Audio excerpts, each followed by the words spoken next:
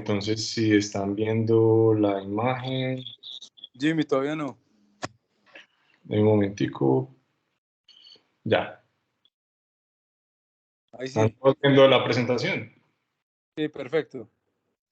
Bueno, muy buenas Bien. noches para los que no me conocen. Mi nombre es Jaime Valencia. Me encuentro realizando la formación y entrenamiento avanzado en patología de hombro en la Universidad Pontificia Bolivariana y dando continuidad a las charlas de artroplastia en hombro. Y vamos a hablar de el manejo de las secuelas de fracturas de húmero proximal.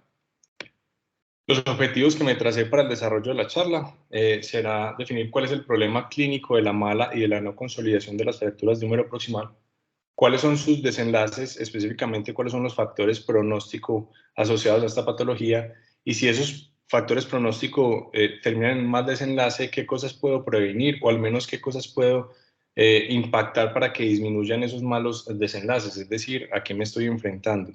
Y hablar de estrategias de tratamiento de acuerdo a la literatura disponible. Ya desde la década de los 80, Neal hablaba de esta patología específica como el trauma olvidado o el trauma viejo, donde encontraba dificultades técnicas importantes en el momento quirúrgico y donde los resultados funcionales eran pobres e inconsistentes en prótesis de hombro y más que inconsistentes, resultados poco predecibles cuando se trataba de cirugía para resolver esta patología. Y cuando uno revisa las complicaciones asociadas al manejo quirúrgico de las secuelas de húmero proximal, encuentra un panorama que no es para nada favorecedor para el paciente. Mencionan complicaciones hasta del 57% dependiendo de las series. Vamos a aclarar algunos términos y es empezando por mala unión, que es toda aquella consolidación en una posición no anatómica que va a desencadenar en una mala función clínica para el paciente. Y esto puede ser producto de un manejo no quirúrgico inicial, de un manejo de una osteosíntesis donde no logré unos buenos objetivos en la reducción o inclusive en la fijación, o donde no se logran consolidaciones adecuadas después de un manejo protésico en fracturas. Y hablamos de secuela cuando mencionamos que el paciente cronológicamente ya lleva más de 6 semanas, esto de acuerdo al doctor Boileau, porque mencionan que en ese momento el grado de consolidación sumado al estado de retracción de los tejidos hace que el comportamiento sea completamente diferente al de la presentación en agudo. Esto para algunos quirúrgicos es un escenario retador, para otros tantos es un escenario más bien desalentador, y es desalentador desde el punto de vista prequirúrgico y desde el punto de vista quirúrgico. Desde el punto de vista prequirúrgico, inclusive las solas imágenes son difíciles de tomar. El paciente va a tener dificultad para los arcos de movimiento por dolor, por retracción en los tejidos, por lo tanto las proyecciones que tomemos no siempre serán las mejores para la interpretación de la patología, incluyendo tomografías y resonancias. Además, la pobre función que tienen los pacientes por esa misma patología hará que sea difícil para nosotros evaluar cuáles son los arcos de movimiento del paciente con alteraciones mecánicas y cuáles serán los arcos de movimiento que no permiten por dolor por la patología. Y desde el punto de vista quirúrgico son desalentadores porque nos encontramos con unos tejidos que ya van a estar con retracción, con unos tejidos que ya van a tener cicatrización, adherencia, lo cual hace que solo el abordaje de la patología, el abordaje quirúrgico ya presente dificultades técnicas. Además, usualmente nos encontramos con un hueso que no es el de mejor calidad, donde si el paciente ya ha tenido cirugías previas, pues probablemente va a tener un defecto óseo o inclusive escenarios donde ya hay una infección en curso. Y todos estos factores lo que nos llevan son a aumentar la probabilidad de presentar complicaciones cuando manejamos secuelas en fracturas de húmero proximal. Nos tenemos que tratar unos objetivos de tratamiento, pero unos objetivos que van guiados con los objetivos del paciente. La literatura menciona que cuando usted tiene deformidades residuales en pacientes donde el dolor no es el síntoma cardinal, donde puede tener dolor, pues es un dolor que puede ser tolerable. En una extremidad no dominante, el manejo no quirúrgico podría ser un muy buen tratamiento donde el paciente tolera bien estas dificultades y lo que uno debe enfocar es el manejo en rehabilitación y en adaptarse a la nueva situación. Factores como la osteoporosis, el uso de alcohol, el uso de esteroides o inclusive desde el punto de vista social donde no tenemos un buen seguimiento clínico del paciente, nos debe hacer también tomar decisiones de si lo mejor es operar al paciente o enfocarlo en un manejo no quirúrgico. Clínicamente debemos definir claramente cuáles son los arcos de movimiento del paciente, cuáles son los arcos activos y pasivos para definir desde dónde estamos partiendo para saber cómo lo podemos mejorar. ¿Cuál es la posible fuente del dolor? Si es la no consolidación per se o si tiene alrededor del hombro algo más que sea lo que le esté causando el dolor. Déficit neurológico asociado, que no es infrecuente, sobre todo el nervio axilar. ¿Y cuál es el estado potencial del manguito en esa mala consolidación? Si este es uno de los parámetros que me va a llevar a tomar decisiones específicamente en el manejo protésico de esta patología. Muchas veces lo que tenemos que hacer es mejorar la función que tiene el paciente en ese momento y no intentar o no venderle la idea al paciente de obtener otra vez la función que tenía previo al trauma, ya que los desenlaces pues, no son siempre los más óptimos. Menciona la literatura que en paciente mayor estos son los patrones más frecuentes de fractura. La mano izquierda, una fractura con poco desplazamiento, impactada, donde claramente el tratamiento no quirúrgico es el estándar de tratamiento. Y donde cuando hay desplazamientos usualmente son conminuciones en la región medial, en el cálcar, con algún grado de rotación o algún grado de deformidad en el plano coronal. Patrones que usualmente toleramos para un manejo no quirúrgico en el paciente mayor. Esos grados de desplazamiento no siempre serán igual y cuando se presentan grados mucho más marcados de desplazamiento tenemos que tener presente todos esos vectores y todas esas fuerzas deformantes en el húmero proximal que nos harán pensar en cuál fue el patrón de fractura y si lo vamos a llevar a cirugía, qué es lo que tenemos que resolver. Cuando se presenta una mala unión o una no unión del cuello quirúrgico, lo que tenemos es más bien un problema biológico. Usualmente hacen consolidaciones atróficas y es en esto donde deberíamos impactar si fuera nuestro objetivo de tratamiento. En cambio, si lo que tenemos es una mala unión de las tuberosidades, lo que tenemos más bien es un problema mecánico. La tuberosidad no es frecuente que haga una no consolidación, ya que tiene mucha irrigación sanguínea, sino que aquí el problema será dónde va a consolidar, porque nos va a hacer un manguito insuficiente y también nos puede producir un efecto de tope mecánico subacromial o subcoracoideo que disminuirá los arcos de movimiento del paciente. Tenemos entonces que si tenemos desplazamientos de las tuberosidades, tenemos un manguito incompetente, no tendrá una buena función el paciente. Si tenemos un desplazamiento metadiaficiario, se cambiará la estructura mecánica del húmero y por lo tanto tampoco tendremos una buena función. Y si lo que tenemos es una mala alineación o una remodelación de la cabeza, pues el desenlace final será una incongruencia articular, una artrosis, por consiguiente dolor que también terminará igual que en los dos anteriores en mal función para el paciente. Uno se debe llevar como unos pasos a seguir o unos pasos a resolver durante la evaluación del paciente. ¿Cuál fue probablemente el patrón inicial de fractura? En ese estado de no consolidación o de mala consolidación, ¿cuál es el estado de las tuberosidades y por consiguiente el estado del manguito? ¿Cómo están los tejidos blandos, sobre todo en escenarios donde el paciente ha tenido intervenciones quirúrgicas previas? Pasar al estado articular, si hay congruencia articular y qué tipo de articulación tenemos, una articulación donde todavía se presenta un cartílago que sea viable, y factores que no podemos modificar como propios del paciente, las comorbilidades y sobre todo la clase funcional. Todas esas cosas nos deben ir llevando a pensar cuál será el mejor tratamiento en estos pacientes. En el intraoperatorio tenemos que tener pendiente o presente cuál es el estado de las tuberosidades, como les mostré, el ángulo cervicoideficiario y la superficie articular, para determinar específicamente si va a ser una cirugía con salvamiento de la articulación o un reemplazo articular.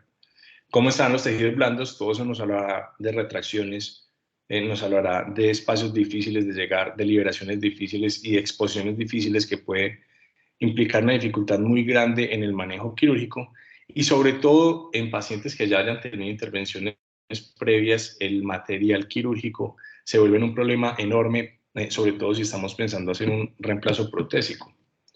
El doctor Cárdenas, un ortopedista chileno que estuvo con el doctor Boileau, menciona estos problemas que se producen con las placas bloqueadas, donde hay un colapso de la cabeza articular, sea por necrosis focalizada o necrosis total de la cabeza, donde no se hace una buena fijación de la tuberosidad y permanece con una migración, donde hay perforación de los tornillos en la glena, y este conjunto lo que vuelve es una patología muy difícil de manejar, sobre todo en el reemplazo protésico. En la serie de él, con estas consecuencias, se encuentra complicaciones de hasta el 53%, dadas básicamente por infección y por inestabilidad, donde la mitad de su población se manejó con prótesis reversa, y donde aún con ese manejo protésico, el 30% de esas prótesis reversas requirieron una reintervención por los problemas anteriormente dichos. Estas imágenes son cortesía del doctor Horacio, Horacio Vanegas, donde vemos una perforación de los tornillos en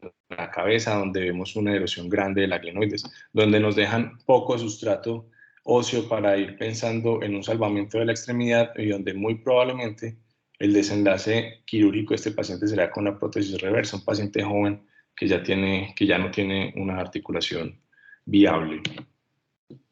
Hay unos factores en contra, donde varios de los trabajos revisados mencionan en contra del pronóstico del manejo quirúrgico. El más importante en el intraoperatorio es la necesidad de la osteotomía, independiente de si uno escoge un manejo protésico o no protésico, y aunque sea protésico, si es con reversa o con anatómica.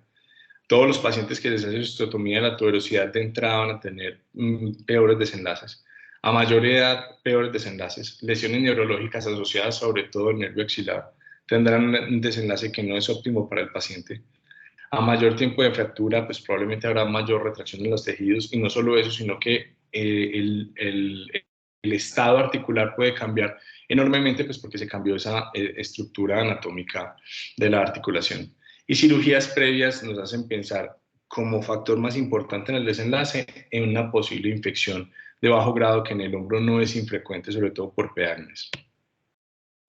En cuanto a clasificación, claramente la clasificación más reportada en la literatura es la del Dr. Boileau, reportada desde 1991. Inicialmente esta clasificación fue diseñada para el manejo protésico con prótesis anatómica y hemiartroplastia y no con reversa. Después, en una serie posterior, se hace el manejo protésico con reversa, y a partir de ello es que da la recomendación el grupo de NISA. Mencionan en el tipo 1, donde usted tiene un colapso de la cabeza o una necrosis, pero hay una continuidad de esa tuberosidad con la diáfisis y la deformidad es poca. En la tipo 2 básicamente hacen referencia a luxofracturas o a luxaciones de la cabeza. Tipo 3 esencialmente donde hay una no consolidación del cuello quirúrgico. Y la tipo 4 donde hay una deformidad grande de la articulación, donde la malunión de las tuberosidades es lo más preponderante. Básicamente, en estos 4 subtipos mencionan que para el enfoque del tratamiento uno los puede dividir en 2, el tipo 1 y el tipo 2, donde son deformidades intracapsulares, donde hay una continuidad de la tuberosidad mayor con la diáfisis y donde usted no necesita hacer una osteotomía para el manejo quirúrgico de las mismas. Por lo tanto, los resultados en este escenario son más favorables. Diferente a las tipo 3 y tipo 4, donde usted encontrará fracturas extracapsulares o alteraciones extracapsulares, donde hay una alteración en esa continuidad de la tuberosidad mayor y de la diáfisis, y donde en muchas ocasiones se debe hacer una osteotomía de la tuberosidad para el implante del componente humeral. Por lo tanto, los desenlaces de estos pacientes no serán tan favorables como en el primer escenario. Y en este primer estudio, el doctor Boileau reporta que el constant claramente es inferior en las 3 y 4 versus en las 1 y 2, dado básicamente por arcos de movimiento, inclusive por dolor. Si bien mejoran respecto al estado previo de la cirugía, la satisfacción del paciente pues no es la mejor. Y donde las complicaciones también se presentan más en las grado 3, pero sobre todo en las grado 4, donde intentando mejorar esa anatomía se producen fracturas intraoperatorias, donde se producen aflojamientos del componente humeral de manera temprana y donde se presentan infecciones tardías por la manipulación que se hace en el momento intraoperatorio. Él menciona que usted hace un derrotero de preguntas para definir claramente qué tipo de clasificación tiene el paciente. Lo primero es preguntarse si está luxado o no. Si está luxado, fácil, es una tipo 2. Si hay una no consolidación del cuello quirúrgico, si hay una no consolidación, estaremos hablando de una tipo 3. Y para resolver si es una tipo 4 o una tipo 1, menciona que a veces no es tan fácil definirlo, y es si usted en el intraoperatorio necesita hacer una osteotomía de la tuberosidad para implantar el componente humeral. Si ese es el escenario, será una tipo 4, si no es el escenario, será una tipo 1. Mencionando así que probablemente la anatomía patológica es uno de los factores más importantes en la toma de decisión del paciente en el momento quirúrgico. Es decir, yo tengo que tener un plan previo, pero probablemente haya factores intraoperatorios que me hagan tomar ese cambio de decisión. Por lo tanto, tengo que ir pensando las posibles los posibles escenarios que se me van presentando en el intraoperatorio. Los resultados claramente son inferiores cuando usted manipula la tuberosidad. Cuando usted no la manipula, en este gráfico mencionan que los resultados clínicos están cercanos al 60%. Cuando tiene una fractura intraoperatoria disminuyen, cuando tiene que hacer una osteotomía, como lo mencionamos, bajan al 21%, y cuando tiene que hacer una excisión o cuando no hay tuberosidad para reparar, esos son los peores desenlaces funcionales.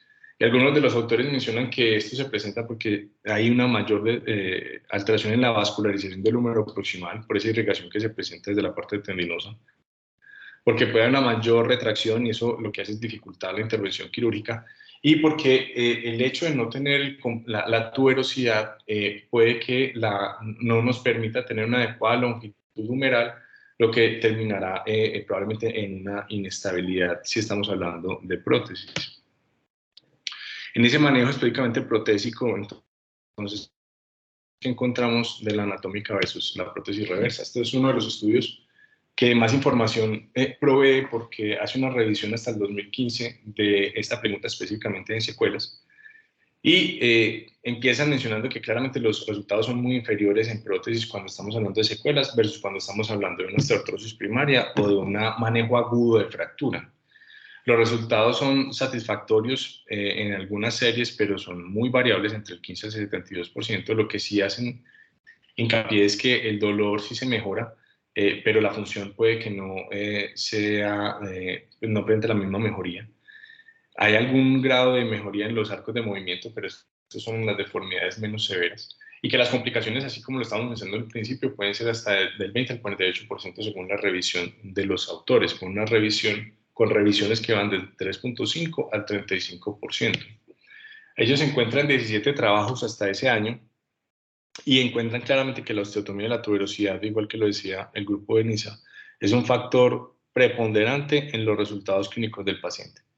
Encuentran que el constant para las tipo 1 y 2, cuando hacen prótesis no constreñidas, es decir, anatómicas o hemiartroplastia, tienen mejores desenlaces dados básicamente por la rotación externa. Y en los escenarios más sombríos, que es el tipo 3 y tipo 4, probablemente la reversa ofrece algo más de puntaje que el constant, pero no es una diferencia muy grande, lo que nos habla ya de un escenario que no es tan favorable en los tipo 3 y en los tipo 4. Recomiendan entonces tipo 1, tipo 2 anatómica y tipo 3 y tipo 4 reversa.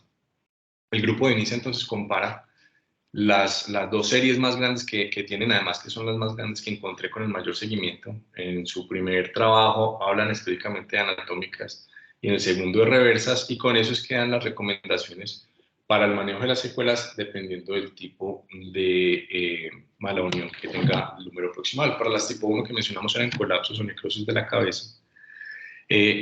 No hay que hacer una osteotomía para resolver las mismas.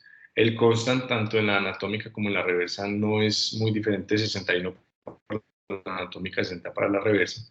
Y ellos mencionan que están más a favor en este escenario de hacer prótesis anatómicas o hemiartroplastias en paciente joven, si el estado del manguito es adecuado, y esto, como les mostré previamente, porque tienen mayores rotaciones y la satisfacción del paciente es mayor. En este escenario tipo 1 se va más con prótesis anatómicas. Y una recomendación que hacen es que cuando tiene deformidades, sobre todo en valgo, hay una falsa sensación de ascenso de la tuberosidad. El problema no es la tuberosidad, sino el colapso de la cabeza. Y usted tiene que adaptar la prótesis a la nueva morfología del húmero proximal y no tratar de resolver nada con la tuberosidad, porque, como vimos, es el peor desenlace que tiene el paciente. Este autor hace una subdivisión de esas tipo 1, donde la 1A es una osteonecrosis sin mala unión de la tuberosidad, 1B artrosis sin osteonecrosis ni mala unión de la tuberosidad, y 1C cuando tiene deformidades en valgo. Digamos que hasta aquí no hay ningún cambio en el tratamiento, pues no tiene ninguna diferencia, no tiene mayor aporte, pero en este punto específico sí hacen una aclaración, es que los pacientes que tienen tipo 1 pero con deformidades de la cabeza en varo, usualmente tienen resultados menos predecibles, porque en ese escenario mencionan que encontraron mayor infiltración del manguito, y que en algunos escenarios, cuando usted va a poner el componente humeral, aunque no tenga una gran deformidad, una gran mala unión de las tuberosidades, sino solamente la posición de la cabeza, tienen que hacer osteotomía de la tuberosidad y recomiendan más hacer una prótesis reversa. Este es un ejemplo del grupo de NISA, donde tiene una deformidad en varo, pero si ustedes ven la tuberosidad está relativamente en una buena posición. Pero en el intraoperatorio presenta una fractura de la tuberosidad mayor, donde se hace un cerclaje, pero al final del seguimiento el paciente presenta un aflojamiento de todo el componente humeral con un stress shielding de la parte proximal del húmero. Por lo tanto, un desenlace que no es el deseado. Entonces, esas tipo 1 con deformidades en varo tienen un comportamiento diferente, al parecer, al resto de las tipo 1. Las tipo 2, donde usted tiene una luxación o una luxofractura, pero hay continuidad de esa tuberosidad. El constant tampoco es muy diferente entre las anatómicas y las reversas, anatómicas 61 y las reversas 57 según la serie del grupo de NISA. Lo importante aquí es definir el estado de la glenoides. Si el paciente tiene un buen estado de la glenoides, una hemiartroplastia en paciente joven o una anatómica es una un buen método de tratamiento y no necesariamente requiere una prótesis reversa. Y como tip mencionan que en esos pacientes que presentaron una luxación posterior, pues la inmovilización en rotación externa para permitir esa cicatrización posterior es necesaria para el buen desenlace. Este es uno de los ejemplos que trae este artículo, donde tiene una luxación inveterada posterior, donde tiene un buen estado articular en la glenoides y donde se decide hacer una miartroplastia, donde mencionan que el paciente tiene un buen desenlace clínico desde el punto de vista funcional. En las tipo 3, donde usted no tiene consolidación del cuello quirúrgico, esas fracturas tienen un comportamiento que es probablemente el más impredecible, porque puede tener un buen desenlace o un mal desenlace dependiendo de lo que usted realice. En estas intervenciones quirúrgicas tuvieron malos resultados, sea con anatómica o sea con no reversa. Un constant en la anatómica con 36 puntos y en la reversa con 41 puntos. Y mencionan que si el paciente tiene un buen estado articular en la cabeza, sin necrosis, y un buen estado articular en la glenoides, el mejor escenario para ese paciente es corrección de la no consolidación con osteosíntesis, probablemente con el uso de injerto, porque como hablamos en un principio, el problema del cuello quirúrgico más que mecánico es un problema de biología y de interposición de tejido, por esa medialización que ofrece el pectoral. En estos pacientes probablemente la osteosíntesis sea el mejor escenario. Ahora, si no tenemos una buena cabeza porque presenta una necrosis, o si el paciente no tiene un buen estado de la articulación, puede manejarse con una prótesis anatómica o con una prótesis reversa, dependiendo de otras consideraciones diferentes de la fractura. Si hacen una aclaración, y es que en las tipo 3, si se va a manejar con prótesis reversa, ellos recomiendan una técnica que se llama, shish kebab, donde lo que intentan hacer es solamente una osteotomía de la cabeza, donde el anillo y donde con el vástago lo que hacen es pasar el vástago a través del anillo por la epífisis hasta el canal medular sin tocar las tuberosidades y con esto resolver el problema quirúrgico del cuello del paciente. Y en el manejo con osteosíntesis, el Dr. Balch ya desde el 96 propone esta técnica quirúrgica para la solución de esta patología, donde encuentran su serie que no presenta necrosis de la cabeza luego de la corrección de la no consolidación y donde la mayoría de pacientes presenta una buena consolidación cuando se hace aplicación de injerto. En las tipo 4, donde probablemente tenemos el peor desenlace reportado en la literatura por el grado de deformidad y destrucción de la articulación, son los peores desenlaces y aquí no hay una diferencia tampoco muy grande en el manejo aún con la prótesis reversa desde el punto de vista del constant. Por las grandes deformidades que se produce, el manejo que más indican es la prótesis reversa, porque probablemente usted ya esté hablando de defectos, sobre todo en el componente humeral, pero también puede tener defectos glenoideos. Y esas grandes deformidades, la única forma de manejarlo es con una prótesis reversa. Este es uno de los ejemplos de un paciente que fue manejado de esta manera, que presenta un aflojamiento a los 3 años con una posterior inestabilidad, y donde para su corrección, como ya presenta una osteolisis de la región proximal, se maneja con una cementoplastia y un vástago de revisión, donde pues claramente se le da continuidad a esa articulación, pero funcionalmente el paciente no tiene un buen desenlace en cuanto a movimientos. La sobrevida del implante está directamente relacionada con el tipo de clasificación del que estemos hablando. La sobrevida de los implantes en la tipo 1 y tipo 2 es bastante alta, está por encima del 90% de 13 a 14 años, mientras que en la tipo 3 y tipo 4 la sobrevida baja al 80% en el mismo tiempo de evolución. Por lo tanto, en esas tipo 4 tenemos que hacer un muy buen planeamiento quirúrgico, teniendo presente la altura, sobre todo, del componente que vayamos a utilizar, teniendo como referencia el lado contralateral, y donde la tomografía se vuelve indispensable y no opcional para el planeamiento quirúrgico, no solamente por parte del componente humeral, sino para ver alteraciones en la glenoides. Mencionan que las complicaciones más frecuentes en esta tipo 4 son la infección, la inestabilidad del aflojamiento en ese orden. Este es uno de los casos también que me facilitó el doctor Horacio Vanegas, un paciente joven de 28 años que tiene una herida por proyectil de arma de fuego por fusil alta velocidad, con lesión parcial del plejo que mejora en el tiempo y donde en el sitio del trauma pues, se hace un manejo inicial, se hace un lavado de esbriamiento y definen un manejo no quirúrgico y eso que hablaba el doctor Nir de old trauma o un trauma olvidado. Estas son las imágenes iniciales del paciente donde presenta una gran destrucción del húmero proximal, no identifica tuberosidades básicamente, y donde también hay un compromiso de la glenoides, donde prequirúrgicamente estos son los arcos de movimiento del paciente, y donde se define un manejo protésico con una prótesis reversa dada por la gran alteración de la anatomía de este paciente. Donde en el desenlace clínico uno ve unos arcos que son bastante buenos, teniendo presente lo que presentaba y teniendo presente la información de la literatura, donde este es probablemente el mejor escenario. Y sabiendo que por ser tan joven, probablemente requerirá intervenciones en un futuro. Entonces, la mayoría, claramente, sobre todo en paciente anciano o paciente mayor con deformidades o secuelas, pueden tener un manejo no quirúrgico, por lo que exponíamos previamente, pero no a todos les irá así de bien. El doctor menciona que cuando usted hace una prótesis, sobre todo una prótesis reversa primaria versus tardía, específicamente hablando de secuelas, las complicaciones son exponencialmente mayores, 25% versus 69%.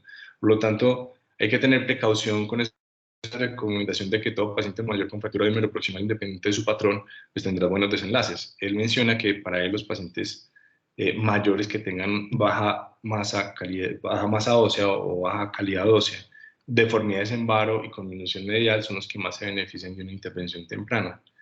Y el problema con esta información es que estudios... ¿Me escuchan? Sí, señor. Sí, Jaime. Sí, señor. Se pausó el computador, no sé si están viendo la imagen. Estamos en la imagen Estamos viendo de manejo no quirúrgico en pacientes mayores de Sila bien. Sí, denme un momento, por favor.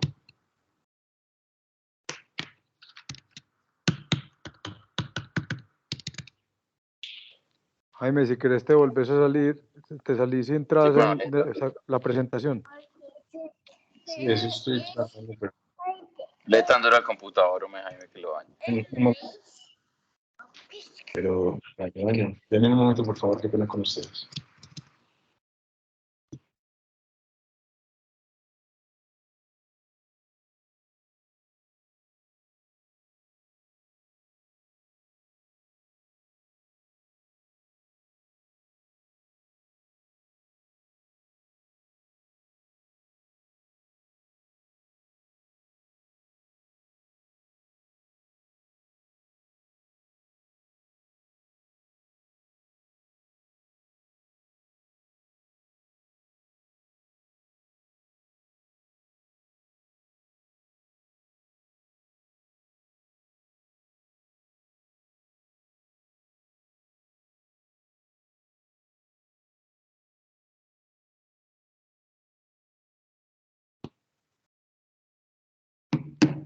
Ya, qué pena con ustedes.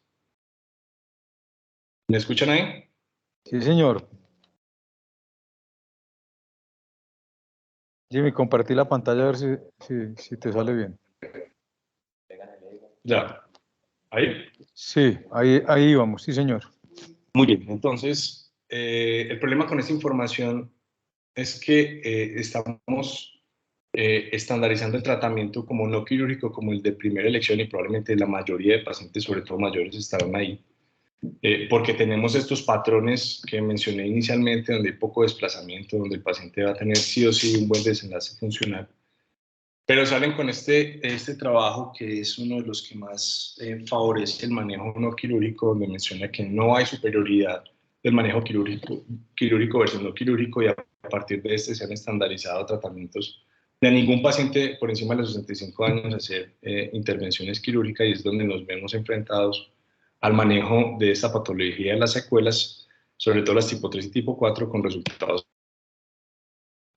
muy difíciles. Probablemente ese trabajo se basa en estos desenlaces en pacientes donde se intenta una osteosíntesis, pacientes con baja masa, baja masa ósea, pacientes con alta probabilidad de colapso de la cabeza y de daño de la articulación, y pues claramente este no era la mejor intervención para esta paciente. Pero no se tiene que preguntar qué pacientes de esos se benefician de manejo quirúrgico. Probablemente los pacientes con luxaciones, probablemente los pacientes con deformidades o con desplazamientos grandes de la tuberosidad mayor, o con desplazamientos grandes de esa región metafisaria proximal que aumenta el riesgo de una no consolidación del cuello quirúrgico. Probablemente esos sean los pacientes que se salen de la norma del manejo no quirúrgico. Sin embargo, eso todavía sigue en discusión en la literatura, pero basado en lo que les mostré, el manejo quirúrgico temprano en esos pacientes va a ser mucho mejor que el manejo no quirúrgico solo porque tienen más de 65 años. Este es uno de los trabajos que diferencia el manejo quirúrgico y temprano, aunque es retrospectivo. Encuentra unos resultados importantes. Menciona que el manejo temprano tiene una mayor consolidación y además tiene mejores arcos de movimiento, pacientes mayores. Y desde el punto de vista de la percepción del paciente, es mucho mejor, con puntajes donde reportan que es muy superior al tratamiento tardío de las fracturas de miembro proximal. Uno se debe entonces preguntar desde el punto de vista clínico y desde el punto de vista de imágenes si al yo realizar un manejo quirúrgico en ese paciente la consolidación es factible. Estoy hablando desde lo preventivo. Si la calidad ósea que presenta el paciente es más susceptible de un reemplazo que de una osteosíntesis, como les mostré en la paciente previa. Si puedo mejorar la condición actual funcional de la paciente con la osteosíntesis, pues, o con el manejo protésico temprano. O si hay otras posibles fuentes de dolor donde debo impactar en vez del manejo quirúrgico. Como conclusiones, entonces, tenemos que en general esto es una patología difícil de manejar para algunos cirujanos de hombro, y así lo reportan los trabajos. Es una de las patologías más difíciles de manejar. No solamente desde el entendimiento de la morfología residual de la fractura, sino en el manejo de los tejidos blandos y sobre todo en el manejo óseo, sobre todo en esas tipo 4 donde ya estamos entrando en el territorio de efectos humerales. Debo tener una adecuada elección del paciente quirúrgico desde la fractura, no desde la secuela, para saber a quién voy a manejar tempranamente. Y en esos pacientes donde ya presento una secuela, definir qué es lo que voy a manejar en el paciente, si lo que intento manejar es el dolor o si lo que intento manejar es la función, porque eso puede que mi toma de decisiones sea completamente diferente. Si voy a manejar la función, tengo que saber desde dónde estoy iniciando, cuáles son los arcos del paciente y cuáles son las expectativas del paciente, para yo saber cuánto creo que puedo mejorar con la técnica de tratamiento que vaya a utilizar. De manera general, como les mostré, en los Estados Unidos, probablemente la prótesis anatómica o la miartroplastia, dependiendo de la edad, será la intervención a realizar teniendo presente el estado del manguito. En los estadios 3 es donde más poca predecibilidad tiene el procedimiento, porque hay que definir primero si lo que voy a hacer es una osteosíntesis, y si no lo voy a hacer, ¿qué voy a aplicar, una reversa o una anatómica? Está más o menos definido que en las 3 con deformidades grandes debo aplicar una reversa con esa técnica que les mostré del shish kebab. Y en las tipo 4 no hay otra alternativa sino la reversa por el grado de deformidad que tiene el paciente, pero la reversa más para mejorar el dolor que el grado funcional del paciente como lo vimos previamente. Antes de los comentarios, quiero mostrarles un caso clínico